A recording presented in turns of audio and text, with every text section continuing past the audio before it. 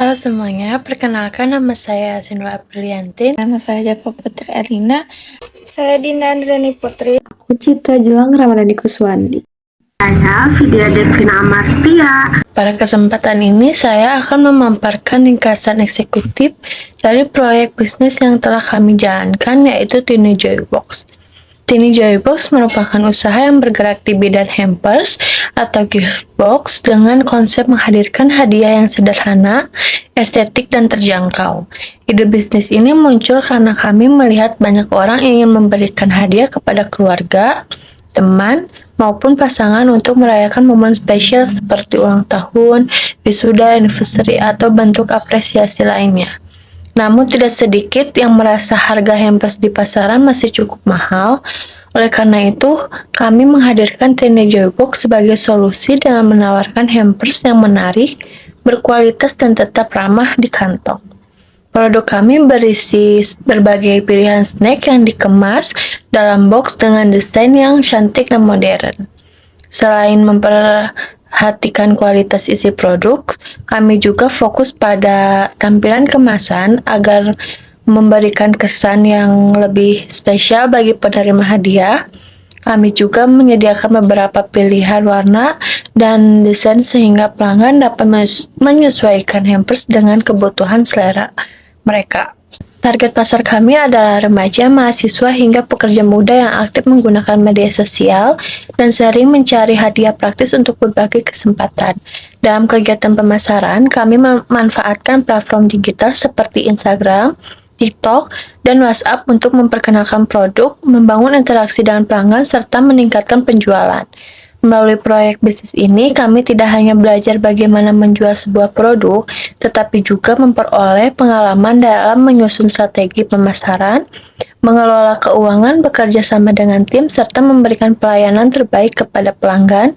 Pengalaman tersebut menjadi suatu momen yang sangat berharga bagi kami dalam memahami dunia bisnis secara nyata. Saya akan menjelaskan mengenai bisnis performance, yang dimana yang pertama saya akan membahas analisis traffic, lalu yang konversi pada toko, dan yang ketiga top produknya. Nah, jadi toko kami ini melakukan iklan pada salah satu aplikasi yaitu Shopee, dan kita memasang budget sebesar 50.000. Nah, lalu untuk konversi pada tokonya yaitu dapat dilihat dari grafik yaitu sebesar 0,27%. Nah, lalu kita mendapati pesanan yang masuk yaitu sekitar 1 dan berjumlah 25.000.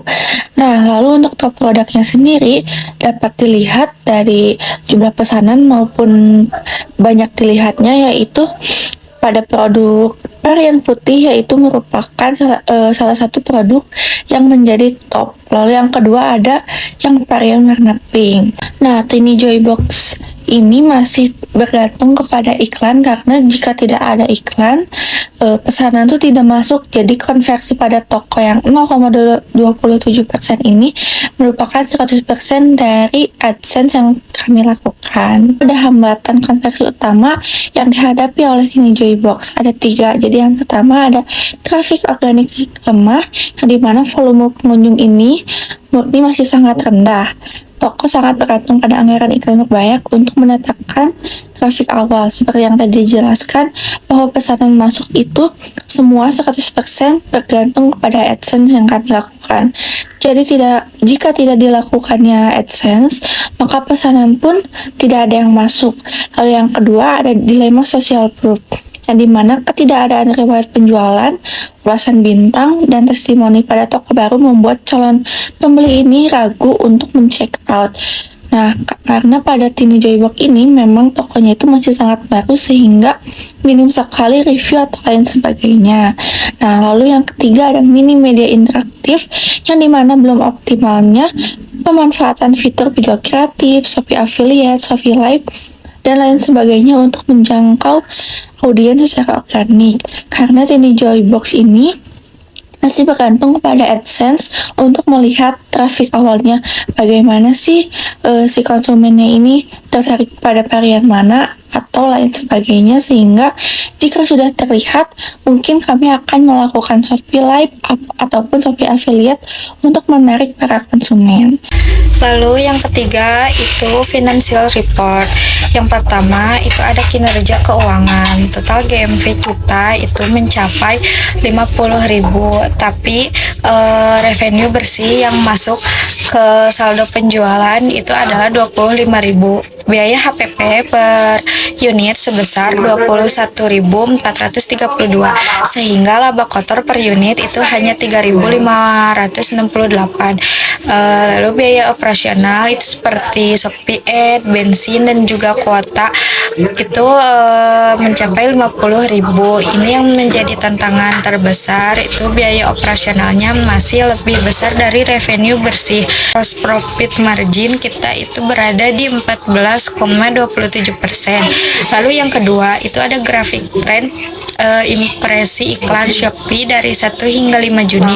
Impresi ini mulai dari 1.500 di tanggal 1, naik tajam ke 5.200 di tanggal 2, turun ke 2.800 di tanggal 3, lalu memuncak di 5.800 pada tanggal 4, dan akhirnya drop ke 1.100 di tanggal 5. Total jangkauan iklan ini mencapai 11.800 tayangan.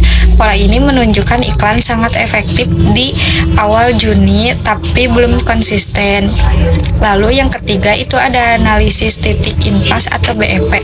Margin kontribusi per unit adalah revenue bersih dikurangi HPP, yaitu 25.000 dikurang 21.432 sama dengan 3.568. BEP dalam unit itu dihitung dari biaya operasional dibagi margin kontribusi, yaitu 84.432 dibagi 3.568 itu sekitar 23,66, lalu dibulatkan menjadi 24 unit. Artinya kita butuh jual minimal 24 unit untuk balik modal, setara omset 616.678. Memasuki bab keempat dari laporan proyek akhir Tiny Joy Box ini, kita akan membedah bagian yang paling krusial dari seluruh perjalanan proyek bisnis kami, yaitu Key Learnings. Sebagai akademisi dan pelaku bisnis, kami menyadari bahwa data bukan sekadar deretan angka mati untuk dilaporkan. Oleh karena itu, berdasarkan realitas di lapangan selama periode kampanye, Tiny Crew berhasil mengekstrak 3 wawasan terpenting. Wawasan pertama yang kami temukan di lapangan adalah adanya paradoks CTR versus konversi. Data menunjukkan CTR iklan ini kami berada di angka yang sangat tinggi, yaitu 2,32%. Dengan biaya per iklan atau CPC yang sangat efisien di harga Rp183 saja. Angka ini tuh membuktikan satu hal, yaitu secara visual dan daya pikat, iklan kami berhasil mencuri perhatian audiens di platform Shopee. Namun, kelemahan fatal terjadi ketika konsumen masuk ke etalase. Ketertarikan mereka yang tinggi tersebut gagal dikonversi menjadi penjualan nyata akibat kondisi toko kami yang masih baru dan juga minim ulasan positif atau social proof. Konsumen tertarik dengan iklannya, tapi ketika ingin melakukan check out, mereka ragu karena belum melihat adanya riwayat transaksi atau testimoni dari pembeli sebelumnya. Ini tuh menjadi pembelajaran bahwa mendatangkan traffic barulah setengah dari perjuangan. Membangun kepercayaan dalam toko adalah kunci penentunya. Wawasan kedua yang menjadi tamparan realistis bagi kami adalah mengenai kerentanan single channel. Berdasarkan pelacakan data kunjungan, sumber traffic toko Tiny Joy Box saat ini tuh 100% bergantung secara mutlak pada kanal Shopee Ads berbayar. Bagi sebuah bisnis mikro, model ketergantungan seperti ini tuh sangat rapuh. Analisis data lapangan tuh membuktikan bahwa tanpa adanya optimasi pada jalur traffic organik, aktivitas kunjungan ke toko kami akan langsung mati total atau lumpuh seketika. Begitu sih anggaran iklan berbayar itu dinonaktifkan. Pelajaran penting yang kami petik di sini adalah iklan berbayar memang bagus untuk memicu momen awal. Namun, untuk keberlanjutan bisnis jangka panjang, kami wajib membangun fondasi pemasaran organik atau bisnis agar bisnis dapat bernapas tanpa terus-menerus menyuapi algoritma iklan. Wawasan ketiga dan terakhir berkaitan dengan skalabilitas margin produk. Dari kacamata unit ekonomi, kita bisa melihat secara harapan besar karena margin kontribusi individualnya yaitu sebesar 14,27%. Struktur biaya ini memberikan kesimpulan penting bahwa tantangan utama bisnis kami ke depannya itu sebenarnya bukan terletak pada biaya produksi langsung atau HPP. Jadi produk kami ini tuh sudah efisien dari segi bahan baku, tapi tantangan aslinya adalah bagaimana cara kita tuh menekankan tingginya biaya akuisisi konsumen atau cost per acquisition. Margin sehat yang kami miliki itu seringkali habis terbakar oleh tingginya biaya operasional iklan karena rendahnya konferensi si toko itu. Oleh karena itu, fokus manajemen kami ini ke depannya harus digeser, bukan lagi memotong biaya produksi di dapur, melainkan menjamin strategi konversi di lini pemasaran. Pada bagian growth plan, kami menyusun strategi pengembangan bisnis Tiny Joy Box ini selama 3 bulan ke depan berdasarkan hasil evaluasi yang telah kami lakukan. Pada bulan pertama, fokus utama kami adalah melakukan optimasi halaman produk, mulai dari memperbaiki foto produk, judul, deskripsi, hingga penentuan harga yang lebih menarik. Selain itu, kami juga akan berusaha mengumpulkan ulasan dan rating dari pelanggan pertama. Hal ini penting karena dari hasil analisis kami menemukan bahwa tingkat konversi masih sangat rendah, yaitu hanya 0,27%, salah satunya disebabkan oleh minimnya social proof. Oleh karena itu, target kami di bulan pertama adalah meningkatkan conversion rate menjadi minimal 1%. Selanjutnya, pada bulan kedua, kami akan memperluas sumber traffic dengan memanfaatkan video Shopee dan mulai bekerja sama dengan affiliate.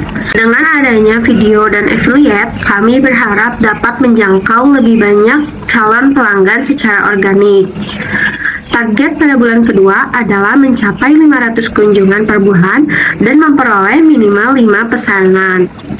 Kemudian pada bulan ketiga, kami berencana menjalankan live Shopee secara rutin dan mengoptimalkan iklan pada produk yang memiliki performa terbaik.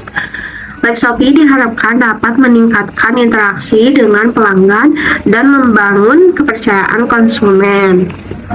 Selain itu, kami juga akan melakukan evaluasi iklan agar biaya yang dikeluarkan lebih efektif dan menghasilkan penjualan yang lebih tinggi. Target kami pada bulan ketiga adalah memperoleh minimal 10 pesanan per bulan, mencapai nilai ROAS minimal 1,5 dan memperoleh omset minimal 250.000 per bulan. Secara keseluruhan, target akhir yang ingin dicapai setelah 3 bulan adalah meningkatkan conversion rate menjadi 1 hingga 2%, meningkatkan jumlah pesanan menjadi minimal 10 pesanan, meningkatkan ROAS dari 0,5 menjadi 1,5, serta memiliki sumber traffic yang lebih beragam melalui iklan, video, live Shopee, dan affiliate.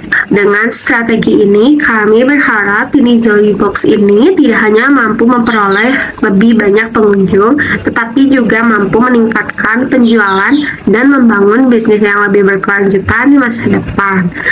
Terima kasih, semoga kota kecil penuh kebahagiaan ini terus tumbuh, berkembang pesat, dan memberikan dampak positif yang berkelanjutan. Mengapa bisnis tetap dilanjutkan meskipun ROAS-nya masih rendah? Nah, karena dilihat dari AdSense sebelumnya, kalau Tiny Joy Box ini masih memiliki potensi besar di pasaran. Nah, dapat dilihat juga dari AdSense-nya, kalau nggak salah tuh, Tiny Joy Box mendapatkan jumlah penglihatannya itu sekitar 12.000 dan total kliknya itu 200, sehingga itu masih mempunyai potensi. Lalu, mengapa klik iklannya banyak tetapi penjualannya hanya sedikit?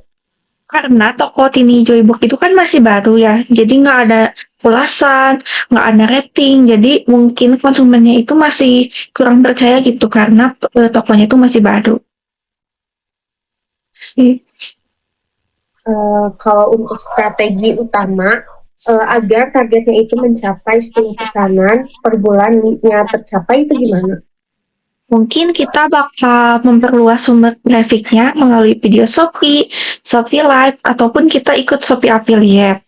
Nah, serta meningkatkan kualitas halaman pada produk toko kita dan ulasan pelanggan supaya si konversinya itu meningkat. Karena kan kayak tadi disebutkan, kalau toko kita tuh masih baru, sehingga belum ada ulasan, jadi itu tuh masih kurang diminati gitu buat si konsumennya. Paling itu sih. Terjawab semua pertanyaannya. Terima kasih. Makasih.